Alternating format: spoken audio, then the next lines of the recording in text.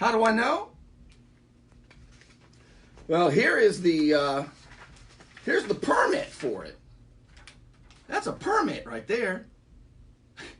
The mayor can't just change a gas station into a bar and then say it's all the same as it was back in 1986. No, this is 2010. Adding a restroom, changing the floor plan from convenience store to oyster bar. That's a change of occupancy. Not how many occupants, but the type. It's amazing all the stuff I have to know when I essentially have to be the code enforcer for the people because the city won't do it. You got to go over their head. See, the city pointed at old Cole Son Davis coming up with his legal schemes trying to protect them. See, the problem Cole has is he's lying. That's your problem, Cole. You're lying. You know damn well that parking spot didn't exist in 1986. So they say, well, according to the little old land development code, if you don't change it, they get to keep it. They changed it from a gas station into a bar, from a gas station into a parking lot. So what does that mean? If you remodel, if anybody in Panama City Beach remodels their business, they got to come up to code, not just for the parking either, for the whole building. The whole building's got to come up to code. Now, how do I know this? Well, Bernie, the lawyer, Cole Son Davis, he's pointing at the land development code. He's saying, look, man, if they haven't changed it, he's grandfathered in. That's the lowest legal authority, right? First of all, he didn't keep it the same. So even according to their little old land development code, he doesn't get to keep his grandfather exemptions. Now, since that does not apply because the state building code applies. Now, how do I know? Here's the state building code. It's known as, well, let me tell you what it says. And you tell me if you think that the mayor's entire diner has to be up to code, up to state code, up to city code, and up to federal code. Here's what it says. This code, the state building code, that supersedes the little old land development code, right? The state building code. Here's what the state building code says. The code is applicable anytime an owner does a repair, alteration, addition, or changes the occupancy of the building.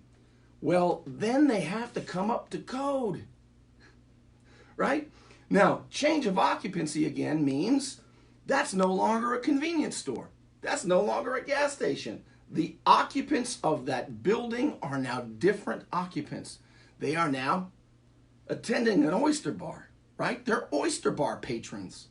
That's a change of occupancy. That triggers that the code has to be brought up to speed when he did that in 2010. And I just showed you the permit for that. So it's not just about parking anymore. And here's the kicker of it all, right? If Mayor Thomas had just simply fixed those 7 little janky parking spots that are too short, that make cars extend into the road that I showed at the meeting over Mike Thomas's head, because now we can do that there's professional management going on and not a constant fight every time you walk in there, I would never have continued looking into this. But because Mayor Thomas wouldn't do the right thing because it was the right thing to do, now he's going to have to do it because the state and the federal government are going to make him do it. And if the city doesn't hold him accountable, I will hold the city accountable by having the state and the feds take a look at the city. So who decides whether or not these codes kick in? Is it the attorney at the city? Is it the city manager? Because the city manager, the new city manager, Tony O'Rourke, he runs the whole, he's the boss of the city. We're a city manager government. Maybe it's Tony O'Rourke. He's the boss of the police department. He's the boss of code enforcement. No, it's not Tony O'Rourke. Well, then who could it be? Who is it at the city that can make a damn decision on whether or not that building, that old building, has to come up to code now that they changed the gas station into a bar? It's the chief building administrator. That's who it is. The chief building administrator. There's one guy at the city that has a state badge. He got a state badge. He holds a badge to oversee building code, right? The guy with the badge comes in. The city has to hire him because the guy with the badge, the chief building inspector, his name is Mark McWaters. He certifies the city. Without his badge, the city's not certified with code. He certifies the city, not the other way around. There is only one person at that city that has the final say, and it's not the attorneys, it's not the mayor, it's not the city council, it's not even the city manager. It's the chief building inspector, the chief building administrator, Mark McWaters. And get a load of this. The chief building administrator in Panama City Beach, he's protected by the Officer Bill of Rights. That means nobody can tell him what to do or what to say. His badge authorizes it. So, and you say, but Bernie, you're being naive. They're going to tell him what to do. Well, it's against the law for them to try to influence him. The attorneys cannot tell him how to interpret that code. And the code is very, very simple when you turn a gas station into a bar. This is not a fine distinction, okay? Mr. Leonard at the building office, he can no longer protect the mayor. Nobody can protect the mayor because the chief building inspector, I have now asked for his opinion on it.